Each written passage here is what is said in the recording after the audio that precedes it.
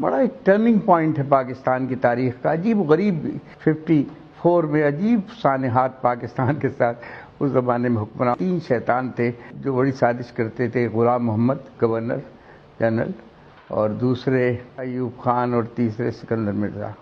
پہلے تو میں یہ آپ کو بتانا چاہوں گا کہ دیکھیے، جب لیاقت علی خان کا انتقال ہوا، یعنی کہ دونوں جو قومی بڑے رہنما تھے وہ اٹھے، تو اس وقت گورنر جنرل خواجہ ناظم الدین تھے. غلام محمد نے بہت ہوشیاری سے خواجہ ناظم الدین کو یہ باور کرایا، جو ایک سادہ اور شریف آدمی تھے، کہ آئندہ تو پارلیمنٹری سسٹم آ رہا ہے، اس میں تو وزیر اعظم ہی سب کچھ ہوتا ہے، آپ وزیر اعظم بن جائیے. اور وہ خود گورنر جنرل بن گیا، کیونکہ یہ جانتا تھا کہ 1935 کے گورنمنٹ آف انڈیا ایکٹ کے تحت سارے اختیارات جو ہیں، سارے اختیارات گورنر جنرل ہوتا ہے. اس طرح بیوروکریسی کا ایک نمائندہ جو تھا وہ بڑے ٹاپ پر جا کر 1935 کے گورنمنٹ آف انڈیا ایکٹ کے اختیارات کے ساتھ وہ بیٹھ گیا جا کر، اور اس نے بڑی سازشیں کی اس پورے پیریڈ کے اندر.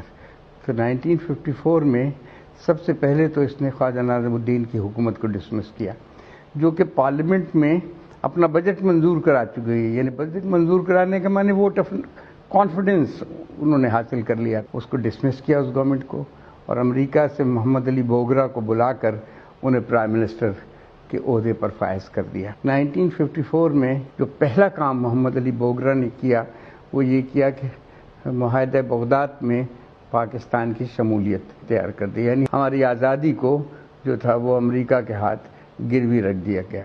اور نہ صرف آزادی کو ہماری گروی رکھا گیا، بلکہ اس ریجن میں ہمیں فرائض دیے گئے کہ ہم امریکہ کے مفادات، فوجی نوعیت کے مفادات، اقتصادی مفادات، سیاسی مفاد کے لیے کام کریں.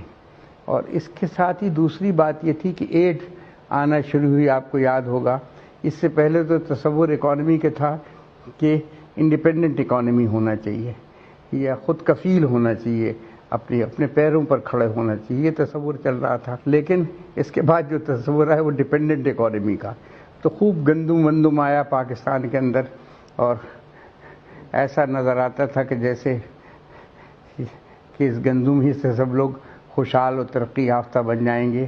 تو اس کے ساتھ گھن بھی آیا جو ہماری نہ صرف اقتصادیات کو کھا گیا، بلکہ یہ گھن جو تھا وہ ہماری آزادی کی روح کو بھی چٹ کر گیا. یہ جو سارا گھن تھا، تو یہ سانیہ وقوع پذیر ہوا. پھر آپ یہ دیکھیے کہ 1 یونٹ کا 22 نومبر مجھے یاد پڑتا ہے، اگر آپ چیک کر لیجئے گا کہ 22 نومبر 1954 کو انہوں نے اناؤنسمنٹ 1 یونٹ کا اناؤنسمنٹ کیا. 1 یونٹ کے اناؤنسمنٹ کے معنی کہ جو صوبائی حکومتیں تھیں یہاں کی، یعنی پنجاب کی حکومت اور سرحد کی حکومت، اور یہاں تھی میرا خیال ہے عبدالستار پیرزادہ کی حکومت، شاید 110 کے ایوان میں 74 ووٹ سے وہ پہلے ہی ریجیکٹ کر چکے تھے 1 یونٹ کو. سمجھ رہا کہ ہم یہ 1 یونٹ کو نہیں مانیں گے، تو ان پر جبراً 1 یونٹ کو مسلط کر دیا گیا. یہ ایک ہولناک اور خوفناک بات پاکستان کی تاریخ کی ہوئی. اور آپ کو ایک اور بات بتاؤں گا میں کہ جب یہ 1 یونٹ میں بلوچستان کو ضم کیا گیا پنجاب کے ساتھ، تو بلوچستان میں بہت خوفناک بغاوت ہوئی تھی. اور اس زمانے میں سردار زرکزئی کی قیادت میں بہت سے ان کے بیٹے اور ان کے قبائل پہاڑوں میں چلے گئے تھے. پھر اس وقت پاکستان کی آرمی 1 سال ان سے لڑتی رہی اور انہیں شکست نہیں دے سکی. تو پھر ان کو یہ وعدہ کیا کہ آپ نیچے اتر آئیں، قرآن پر لکھ کے دیا گیا، اور وہ واپس آئے تو ان 7 لوگوں کو پھانسی دے دے گی. اس وقت سے بلوچستان میں بھی نفرت کے بیج بو دیے گئے کہ جہاں چاہیں وہ اسے ضم کر دیں، جب چاہیں اس کی صوبائی خود مختاری کو پامال کر دیں. تو بلوچوں کی جو صوبائی خود مختاری کے حق تھا یا بلوچوں کا قومی حقوق کا حق تھا، وہ اس کو پامال کیا گیا بری طریقے سے.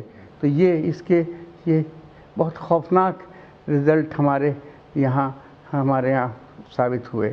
پھر آپ یہ دیکھیے کہ 1954 میں ایسٹ پاکستان میں ایک جگتو فرنٹ بنا، سب پارٹیوں کا متحدہ محاذ بنا، اور اس نے جو الیکشن ہوئے 309 کی اسمبلی کے اندر 237 سیٹوں کی مسلم لیگ کو بالکل ٹوٹلی شکست فاش دے دی، اور حالت سے ہوئی کہ صرف 10 سیٹیں مسلم لیگ کے پاس آئیں۔ لیکن اس اسکندر مرزا کو یہاں سے بھیجا گیا، اسی غلام محمد نے بھیجا انہیں، اور اس کا نتیجہ یہ نکلا کہ اس نے وہاں جا کر جگتو فرنٹ کی حکومت کو توڑ دیا، یعنی AK فضل الحق کی حکومت کو اس نے توڑا، لوگوں کو گرفتار کیا گیا، لوگوں کے ساتھ ظالمانہ رویہ رکھا گیا، جیلوں میں تمام جگتو فرنٹ کے کارکنوں اور لیڈروں کو یعنی بھر دیا گیا۔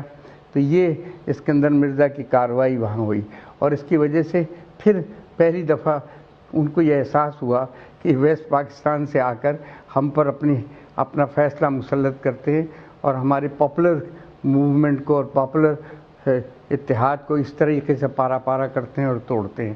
تو وہاں بھی ایک نفرت کے بیج بوئے گئے اس کے اندر۔ ریپیٹ کرتا ہوں میں کہ فوجی معاہدے کیے، والنٹری پیرٹی کے ذریعے سے نفرتوں کے بیج بوئے گئے۔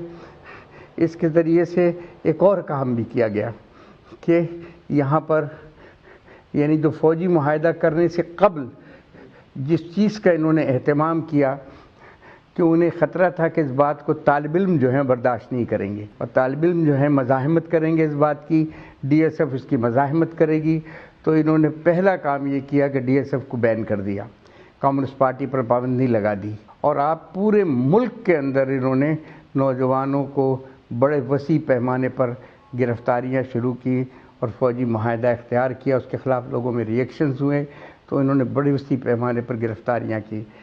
تو DSF کو بین اس لیے کیا گیا تھا کہ DSF مزاحمت کر رہی تھی، اور نتیجہ آپ یہ دیکھیے کہ یہاں حسن ناصر گرفتار ہوئے، بڑے شخصیت تھے اپنے وقت کی، یہاں اس زمانے میں طفیل عباس تھے، وہ گرفتار ہوئے، منہاج برنا وہ گرفتار ہوئے، جمال نقوی اس میں گرفتار ہوئے، ایرک رحیم اس کے اندر گرفتار ہوئے، اور بے شمار پولیٹیکل ورکرز کو سے جیلیں بھر دی گئیں اٹھا کر۔